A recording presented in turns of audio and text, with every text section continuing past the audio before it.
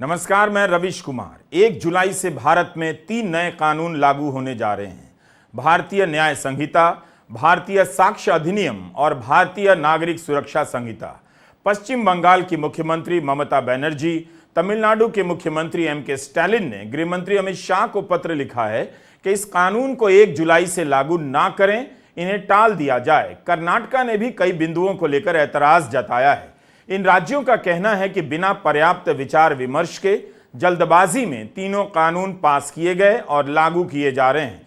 पिछली लोकसभा के शीतकालीन सत्र में जब 97 सांसद निलंबित थे, उस दौरान ये तीनों कानून पास हुए हैं।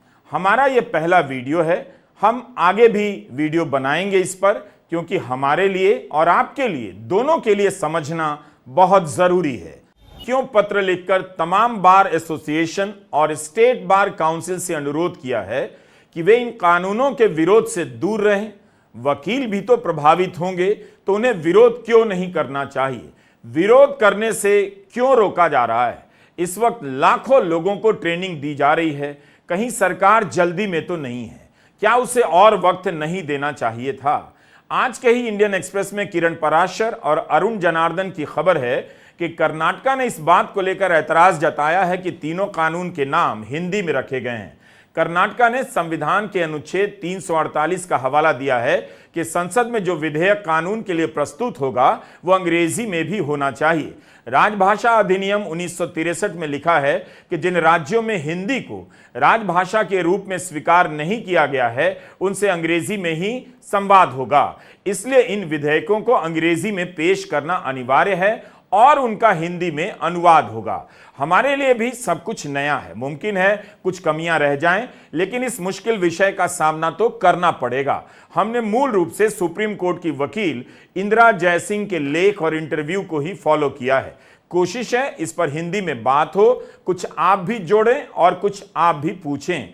आज हमारा फोकस सिर्फ एक सवाल पर है कि क्या भारतीय न्याय संहिता पुलिस स्टेट की अवधारणा को और मजबूत करती है, और क्या आप पहले से ताकतवर पुलिस स्टेट के लिए तैयार हैं?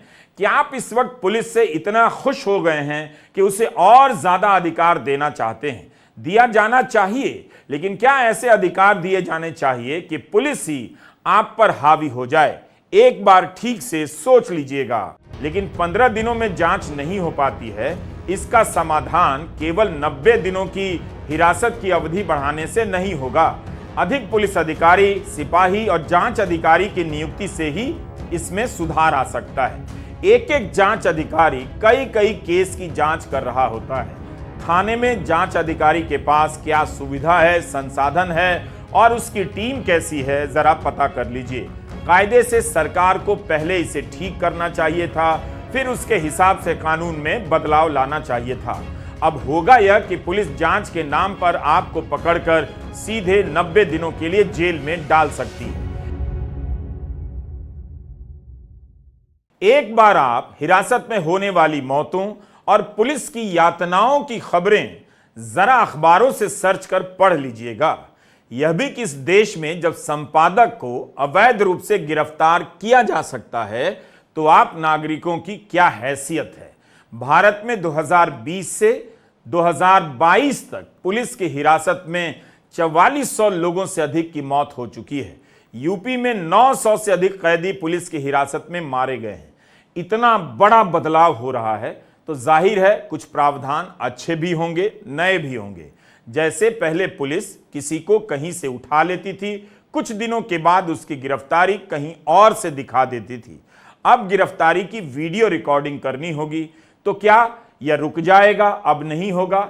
जहां से पुलिस गिरफ्तार करेगी वहीं का वीडियो बना देगी। आपको बार बार यह पूछना है कि भीमा कोरेगांव केस में जिस तरह से सबूत, इलेक्ट्रॉनिक सबूत कंप्यूटर में प्लांट करने की खबरें आई, आरोप लगे, 5-5 साल तक लोगों को जेल में रखा गया। बाकी ऐसे कई और केस हैं, जैसे हाथरस बलात्कार के समय सिद्दीक कप्पन के साथ क्या हुआ? क्या अब ऐसा नहीं होगा? इस कानून के बाद नागरिकों के अधिकार इतने सुरक्षित हो गए हैं? क्या ये तीनों कानून पुलिसिया जुल्म को रोकने में मदद करेंगे? पुलिस रिमांड के समय वकील मौजूद होता है। 90 दिनों तक रिमांड के दौरान वकील होगा, या रखना पड़ा तो उसका खर्चा आप सोच सकते हैं, यह खर्चा किसकी जेब पर भारी पड़ने वाला है।